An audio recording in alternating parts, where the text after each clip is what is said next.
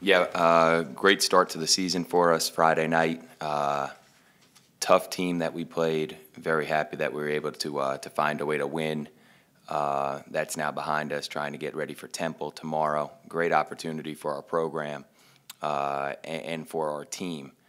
Get a chance to play on national TV, which we don't do very often. Get a chance to play against a great team, team that's picked again to play in the NCAA tournament, just like Drexel was.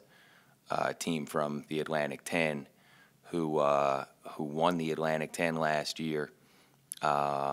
Team that's picked in the top half of the Atlantic 10 again this year and expected to do very, very well. So it'll be a great opportunity for us. It's going to take a total team effort tomorrow, and really excited for our kids to get a chance to play again against another great team, and for our program and for our school to be on national TV.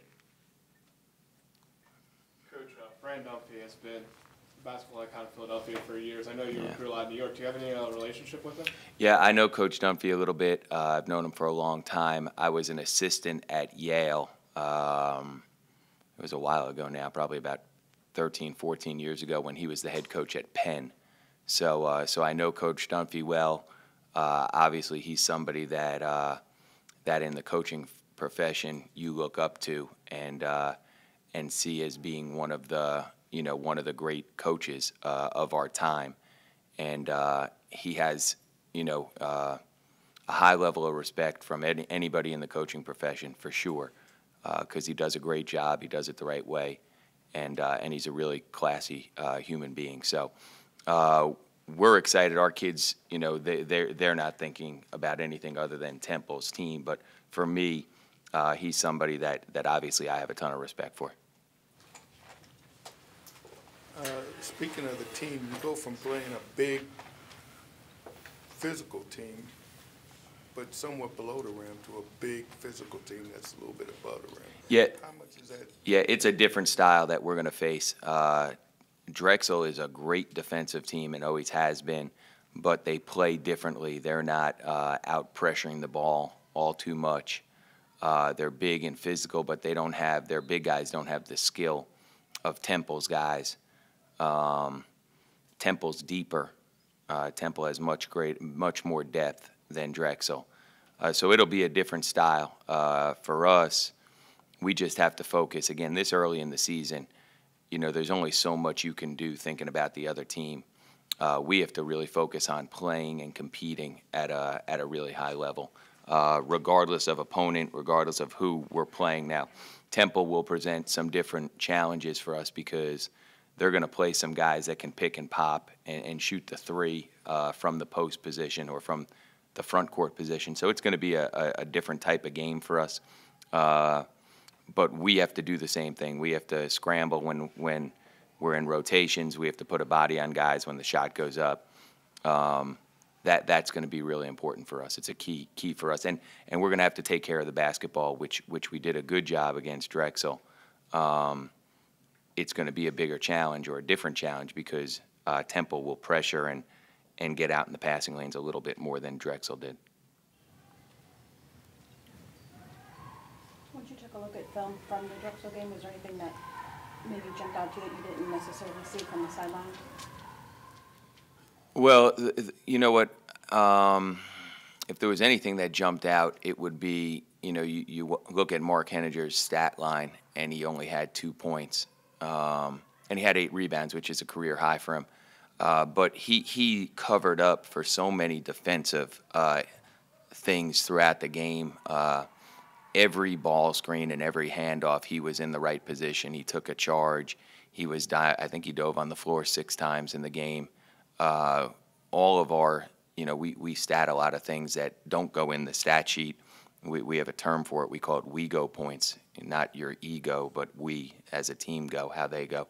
And he led our team in all of those stats, and he only had 2 points. So he's going to need to continue to do that. I mean, that's a formula for him to be successful. It's a formula for us to be successful, and he did a very good job. It's the thing about basketball and all sports is, if you do it once, it could be an accident.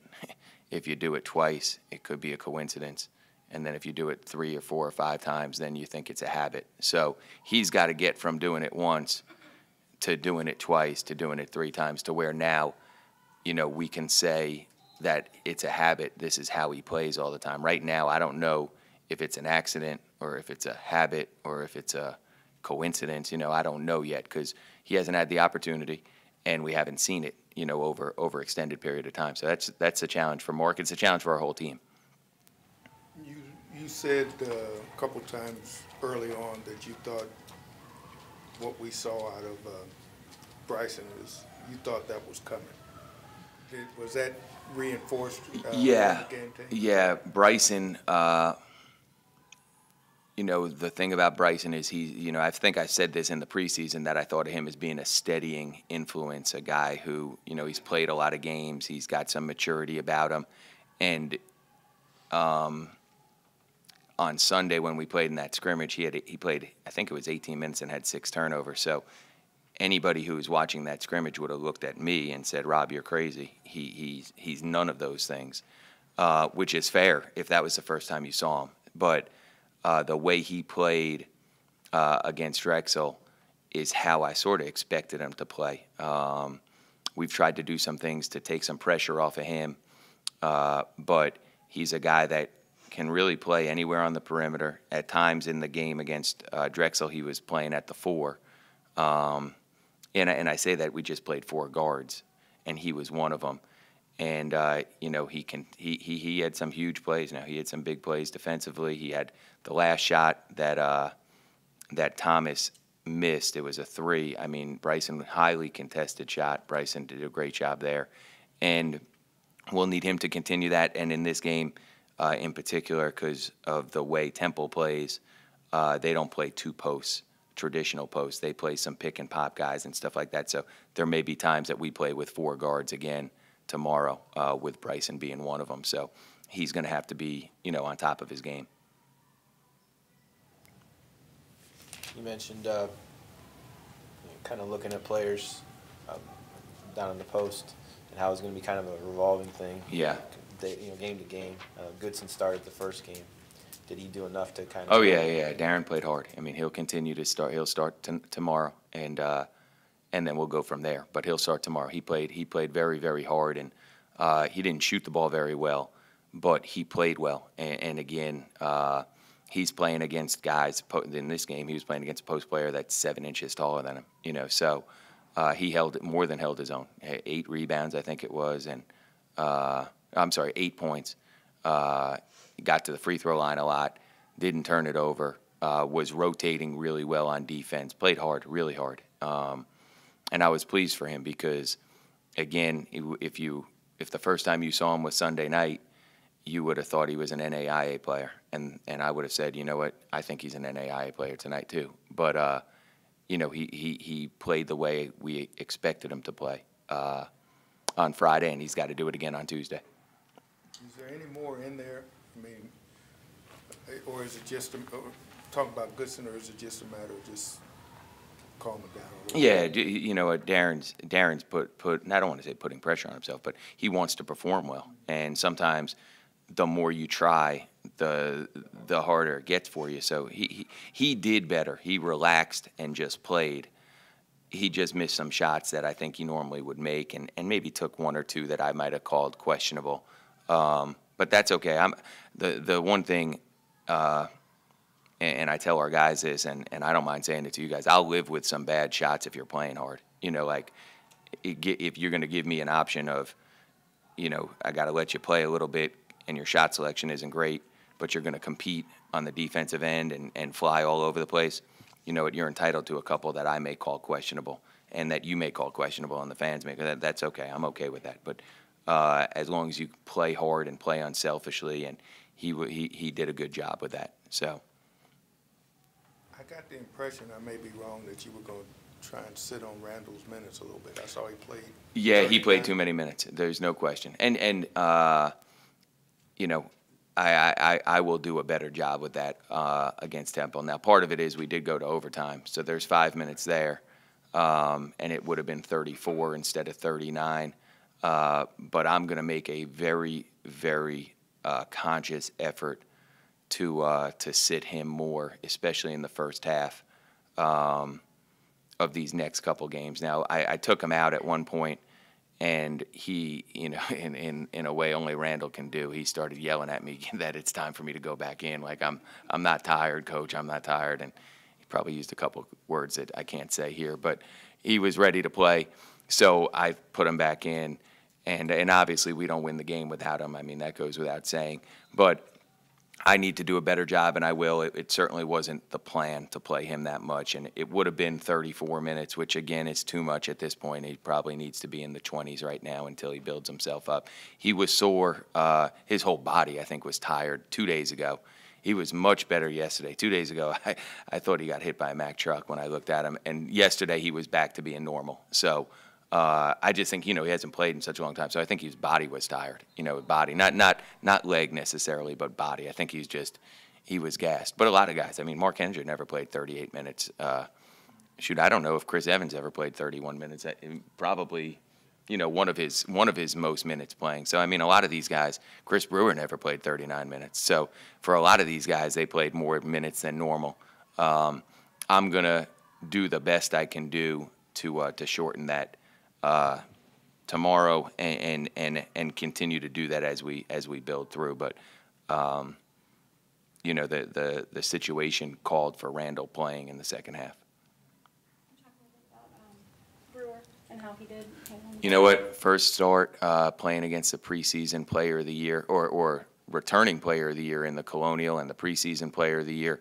You know what? I thought he did great. Had a couple turnovers that I thought were careless.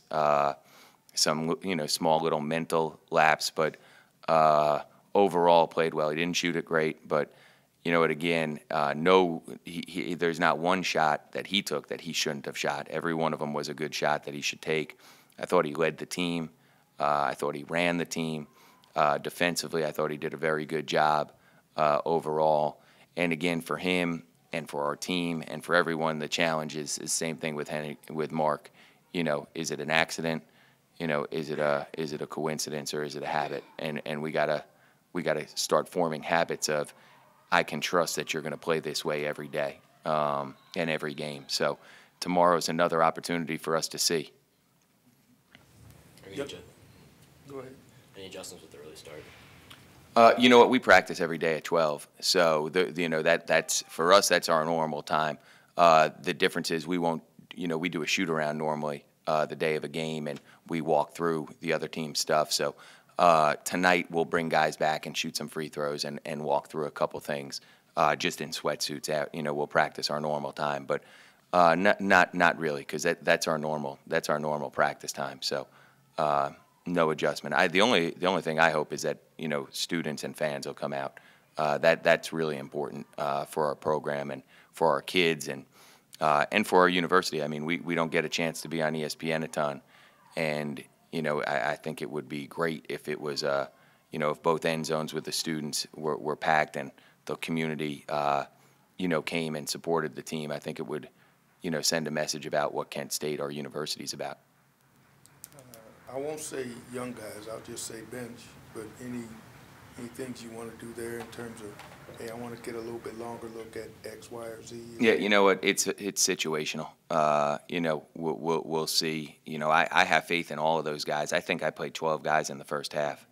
Am I right? I think all 12 guys went in the first half, which it's not like that was by design.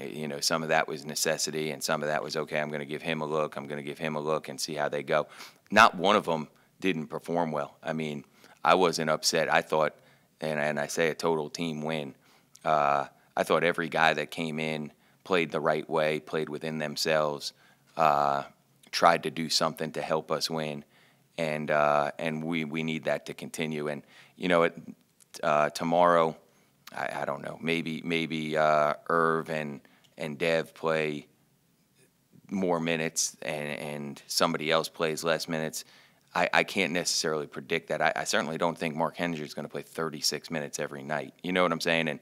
And Chris Brewer 39 minutes. So I think these guys will get extended minutes as long as they play the right way and try to do things to help us win, which the energy was great off the bench, and it did help us. I mean, every one of them helped us, regardless of what the stat line says. Every one of them played well and played the right way, all 12 guys. Other than Bryson, who kind of floated around the roster? Positional, on position. You've done a lot in the past. Yeah, no, Bryson would be the main guy. I mean, he would be the guy, and maybe you could say Too young for that? Chris As Evans. a team? Yeah, a little bit, and also, you know, for the most part, either you're a perimeter or you're a post. I don't have many other guys that can do that. Maybe Chris Evans. Chris Evans did that a little bit too. I mean, you know, when we play four guards, we just do things a little bit differently. You know, we'll switch some stuff. We'll do some different things, but you know, we could see a different lineup of four guards too. You could see a lineup with different guys in there, and it'd be four guards. But in order for us to play four guards, either Chris Evans or Bryson needs to be on the floor as that fourth guard, and sometimes it may be both of them for rebounding purposes. Coach, you were talking about how you really need the fans to come out. Last time Kent State hosted an ESPN all-day game, the PA announcer asked the fans in the second level to come and fill the first level up. Does low amount of fans affect the way the game's played for you guys? Or? Well, you know, I don't want to say that. I mean, at the end of the day, we're playing for the school. We're playing for each other.